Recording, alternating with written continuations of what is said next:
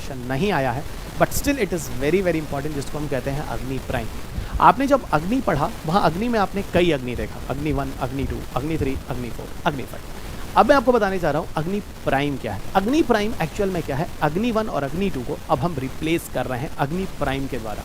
और अग्नि प्राइम की जो क्षमता है वो 1000 से 2000 किलोमीटर तक गोला बारूद ले जाने की, 1000 किलोग्राम के वारहेड्स को वो 1000 से 2000 किलोमीटर तक आसानी से ले जा सकते हैं। अग्नि प्राइम की खूबसूरती यही है, इसी वजह से इसको अग्नि 1, अग्नि 2 को रिप्लेस करके अग्नि प्राइम की तरफ हम शिफ्ट कर रहे हैं।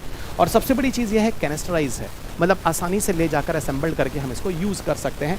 तो ये भी बड़ा इंटरेस्टिंग चीज़ है जो अग्नि प्राइम के साथ है, इसीलिए इसको कैनेस्टर लॉन्च सिस्टम भी कहते हैं। जो चीज़ अग्नि 5 में है वो चीज़ ही अग्नि प्राइम में भी है, ठीक है।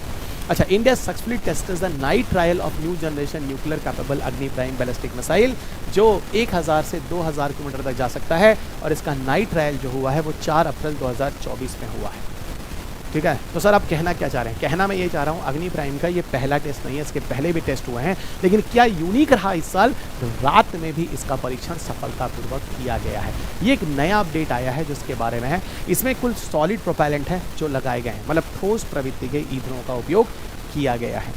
अग्नि प्राइम का अगर पहला टेस्ट देखो, मैंने कहा था 2021 में ही पहला हो गया था, ये तो काफ़ी कई अग्नि प्राइम के तीसरे चौथे टेस्ट में माना जाएगा।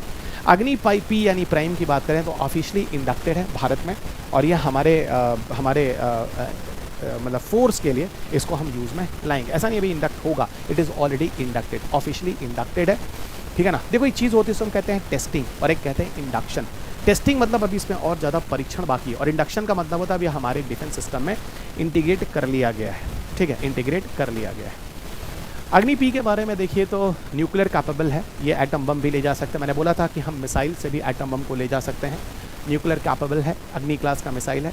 इसकी क्षमता मीडियम रेंज है क्योंकि ये 500 किलोमीटर से ज़्यादा है ना, 500 किलोमीटर से ज़्यादा 2000 किलोमीटर तक के डिस्टेंस को हम क्या कहते हैं, मीडियम रेंज।